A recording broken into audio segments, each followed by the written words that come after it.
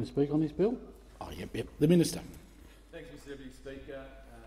Thank you to the Shadow Minister for his contribution and for the support of the important measures contained in this bill. Mr Deputy Speaker, the Morrison government continues to back small business by extending the $150,000 instant asset write-off for 6 months to 31 December 2020. And for most small businesses, indeed most Australians, that will be seen by them as the centrepiece of the Treasury Laws Amendment 2020 Measures No. 3 bill. Schedule 1 to the bill, as has been noted by the Shadow Minister, makes important amendments to the International Monetary Agreements Act and will enable Australia to enter into loan agreements with the IMF following changes to the way that they will be administering requests for that assistance.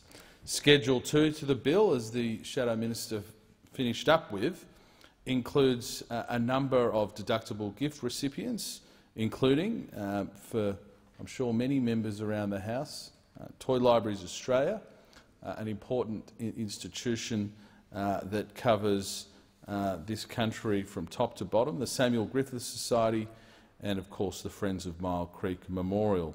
Schedule 3 to the bill amends the International Monetary Agreements Act, again to remove the requirement for the IMF to directly request assistance for a third country, as those requests are no longer made. And this change will ensure that Australia can take its rightful place as a leader, particularly in the Pacific, and supporting third countries that are very close to us.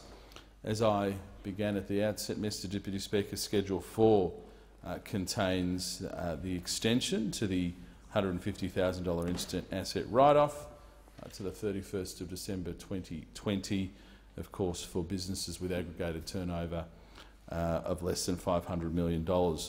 Eligible businesses will have, therefore, additional time to invest in assets to support their business as they begin emerging from the coronavirus, and we would absolutely encourage them to take those decisions as we move out of the worst of the pandemic, and they should have the confidence to take those decisions, and this will assist them in doing so.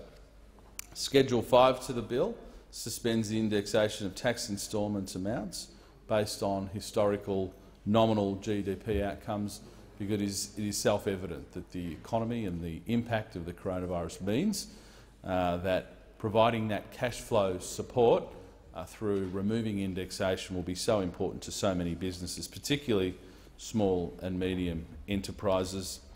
This will obviously better align the PAYG system with the current economic conditions.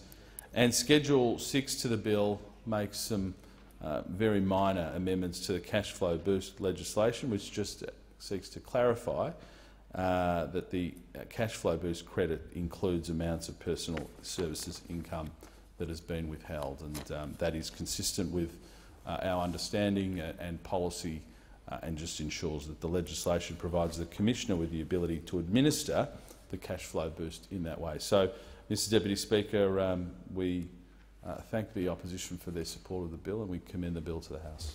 I thank the Minister. The question